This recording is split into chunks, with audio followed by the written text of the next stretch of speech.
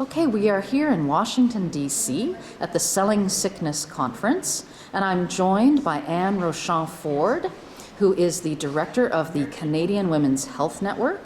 And she's joining us today to talk about a book that she co-edited called The Push To Prescribe, Women and Canadian Drug Policy.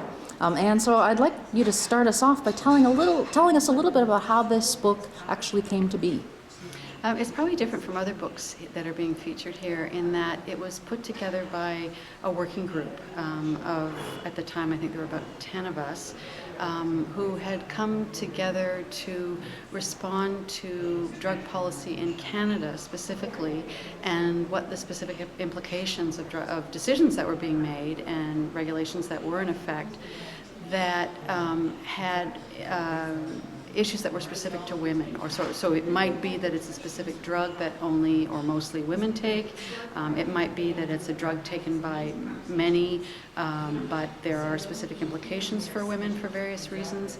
So we came together as a working group and functioned for about 8 years, and this book is the culmination of that work. There was a lot of research done. There were many reports and responses to government policy that were done in that time frame. And one of the things we realized is that students needed to hear this information, and one good way to get to students is by producing a book that is written in a format that's kind of geared to community college level, and provide questions that go along with each of the essays and that kind of thing. So we worked with the Canadian Scholars Press, Women's Press in Toronto, and put together work that we had already been doing. We updated a lot of it, and each of those is a chapter in the book. Each of the areas that had already been researched became a chapter in a book. So it's sort of an updating of work that we've done over the 8 or so years that we've been in existence. Great. Well, tell us about some of the concerns that emerged over the course of your research that provide the kind of content for the book.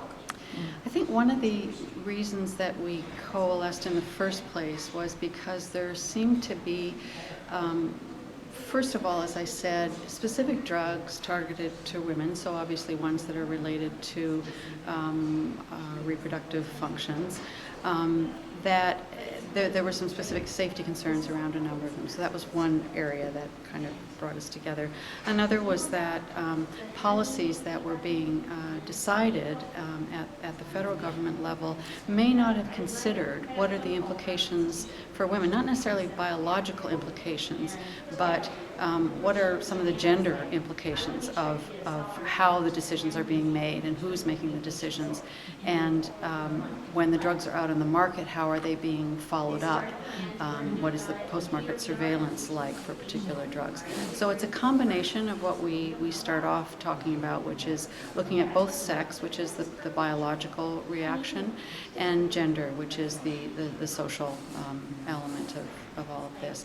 So topics really cover a broad spectrum and include some very specific things like direct-to-consumer advertising and the image of women and what some of the sex and gender implications are around direct-to-consumer advertising.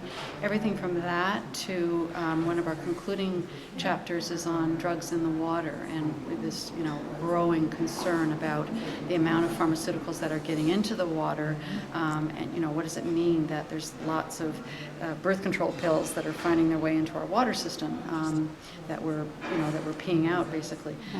So the range of topics is quite broad. The other sort of cluster of issues that are covered in the book have to do specifically with drug policy. So one chapter looks at transparency in the drug approval process and what does that mean for women's health.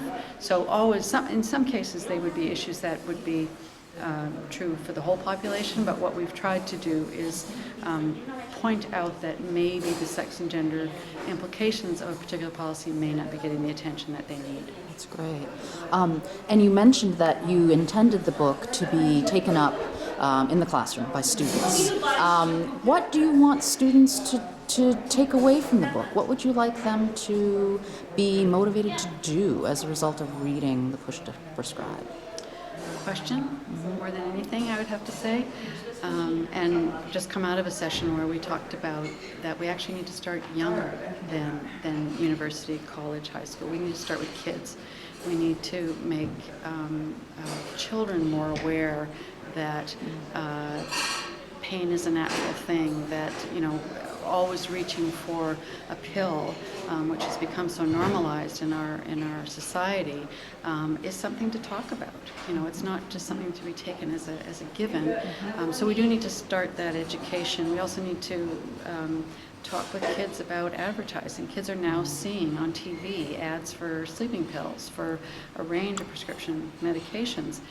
Have conversations with kids about that, and help them to develop critical thinking about why is there advertising about this? Why what are they trying to sell to us? And also to think about what are things that we could be doing that maybe aren't necessarily about taking a pill, that maybe are more healthful things that could be done, or why is that happening, and to develop a little bit more critical thinking.